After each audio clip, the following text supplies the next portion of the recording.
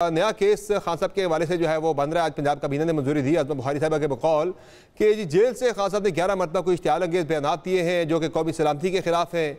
वो खतूत भी जो उन्होंने लिखे वो बड़े जहरीले किस्म के खतूत थे, जो उन्होंने आर्टिकल वगैरह भी छापे गैर मुल्की जरीदों के अंदर, तो इस पर उनके खिलाफ केस बनता है।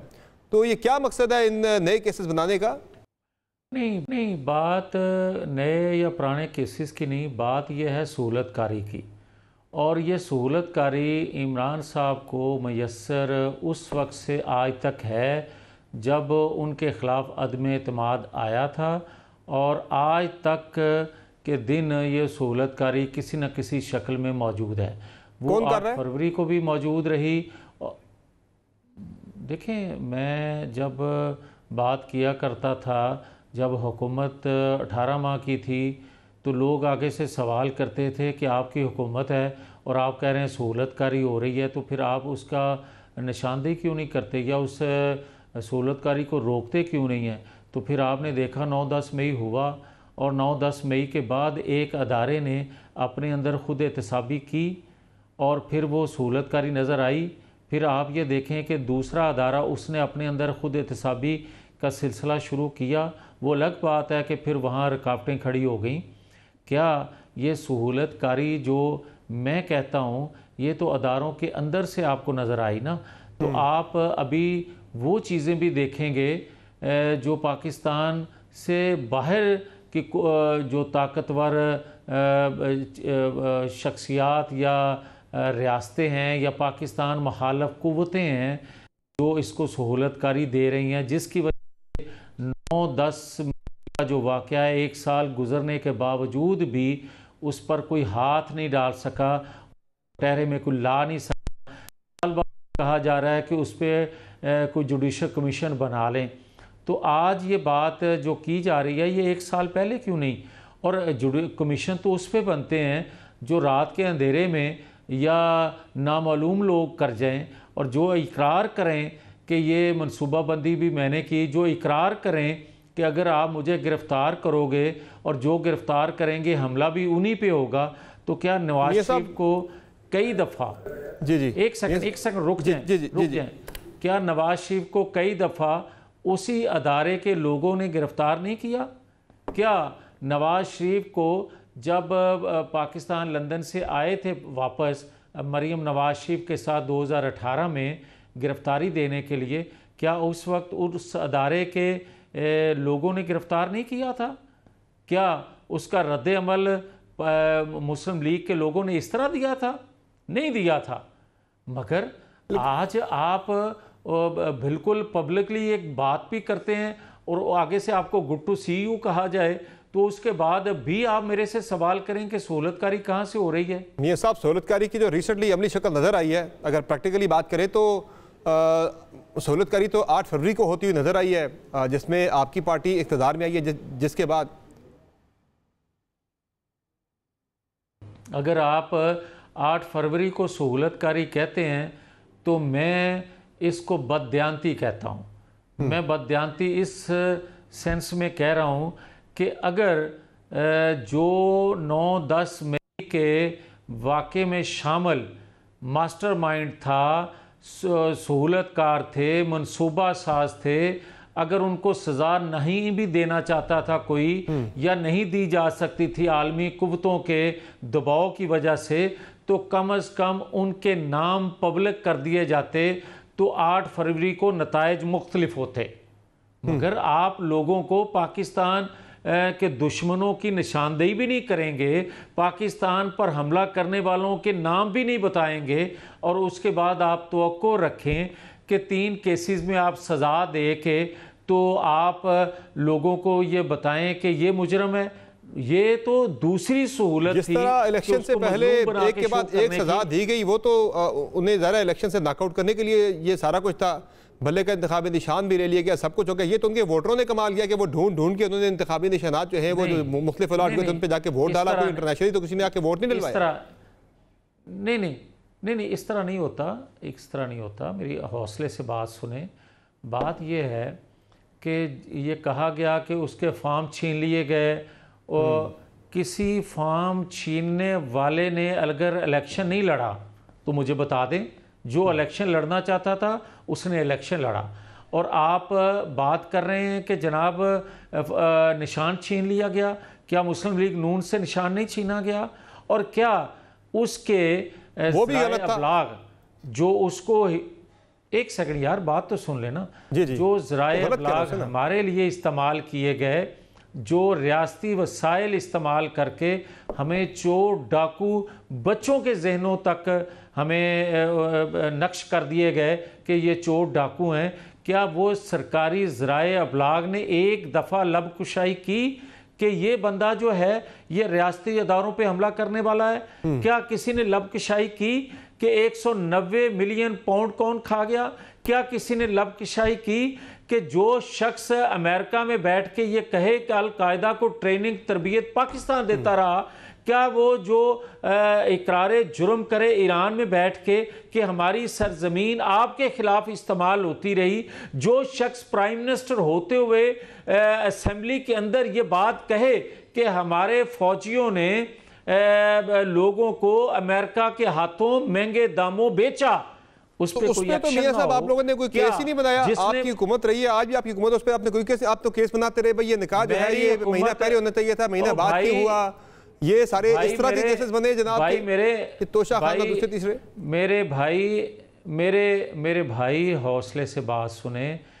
अगर हम केसेस बनाने या ख़त्म करने की पोजीशन में होते तो 2/3 अक्सरियत थी नवाज शरीफ की जब धरने शुरू करवाए गए और जब प्लानिंग मनसूबा बंदी 3 साइड से उस वक्त की जुडिशरी में बैठे लोगों ने, उस वक्त की इस्टेब्लिशमेंट के करता धरतों ने और सियासी खुद को लोग कहलाने वालों ने और मीडिया के लोगों ने, ये एक अरेंजमेंट था जिस सब ने मिलके 2/3 अक्सरियत रखने वाले नवाज शरीफ को हटा लिया, मगर हम कुछ ना कर सके। आज फिर आप देख लें कि ये तो सादा अक्सरियत भी नहीं है भाई, तो आप हमसे तवक्को रख रहे हैं। आज मियां साहब खामोश बैठे हुए, आज क्यों नहीं बोल रहे फिर? नहीं भाई मेरी बात सुन लेना, अगर पहले बोलने से रियासत को कोई फ़ायदा पहुंच गया है तो मुझे बता दें, और अगर आज मेरे बोलने से जो थोड़ी लूली लंगड़ी मईशत चलना शुरू हुई है या दुनिया के इन्वेस्टर पाकिस्तान की तरफ दोबारा राग़ब होना शुरू हो गए हैं, तो फिर मैं उन्हीं की तरह जो आज अंदर से ख़त लिख रहे हैं या अंदर से बयानात दे रहे हैं, मैं उन्हीं की तरह मैं भी बोलना शुरू हो जाऊंगा। सर सच जो है वो सिर्फ अपोजिशन में नहीं बोला जाना चाहिए ना, जब आप अपोजिशन में हो सच और हक की बात सिर्फ तब नहीं होनी चाहिए, जब आप इक़्तिदार में हो तब भी सच बोलने पे कदगन नहीं होनी चाहिए किसी किस्म की। और दूसरा ये जो केसेस की बात हम कर रहे हैं, मेरी बात सुने ना, आज कौन सा इक़्तिदार है भाई? आज अगर मैं सच बोल रहा हूं तो आज कौन सा इक़्तिदार है? आपकी पार्टी हुकूमत में नहीं है, इक़्तिदार में नहीं है क्या? भाई एक अरेंजमेंट है, ये कैसा इक़्तिदार है कि 8 फरवरी को जो पिक एंड चूज़ हुआ है उसके बाद भी आप मुझे ये कह रहे हैं कि मुस्लिम लीग की हुकूमत है। अगर आप जो मैं रोना रो रहा हूँ, अगर 8 फरवरी से पहले हकायक सारे के सारे जो आज कहा जाता है कि जुडिशल कमीशन 2014 से बनाया जाए, तो भाई अगर 2018 का और 2023 में जो कुछ हुआ था 9-10 मई को, वो सारा कुछ बता दिया जाता तो आपको ये आज सवाल करने की ज़रूरत पेश ना आती कि मुझकी हुकूमत है या किसी और की है। फिर मियां साहब ने कुछ नाम तो लिए थे लंदन में बैठ के, ये 21 तारीख को भी उन्होंने ये जो रिसेंटली आपका इजलास हुआ तभी मियां साहब ने कुछ बातें की, वो जुडिशरी की बात करें, बाकी नाम वो किसी का लेने को तैयार नहीं है, तो सेलेक्टिव किस्म के एहतसाब की बातें फिर से शुरू हो गई। तो 28 को जब मियां साहब बनेंगे पार्टी प्रेसिडेंट, तो क्या उनकी आगे पॉलिसी होगी फिर आगे? नहीं, बिल्कुल हम सिलेक्टिव किस्म का ना एहतसाब चाहते हैं ना इंसाफ चाहते हैं। हम तो कहते हैं कि जो 2014 में पाकिस्तान को बर्बाद करने वाले हैं फैसलों के ज़रिए, और जो फैसले करवाने वाले हैं, सबको कटहरे में खड़ा करना चाहिए, और जिन्होंने लंदन प्लान बनाया उन सबको कटहरे में लेके आए। आजकल तो वो आपके खिलाफ एक लंदन प्लान बनाने की बात कर रहे हैं, आजकल तो वो आपके खिलाफ इल्ज़ाम लगा रहे हैं कि आप लोगों ने लंदन प्लान बना के 8 फरवरी का इलेक्शन जो है वो रिग किया है। उसको भी इन्वेस्टिगेट कर लें, अगर हमने किया है तो हमें भी सजा मिले। अगर किसी और का साबितशुदा है तो उसको भी सजा मिले।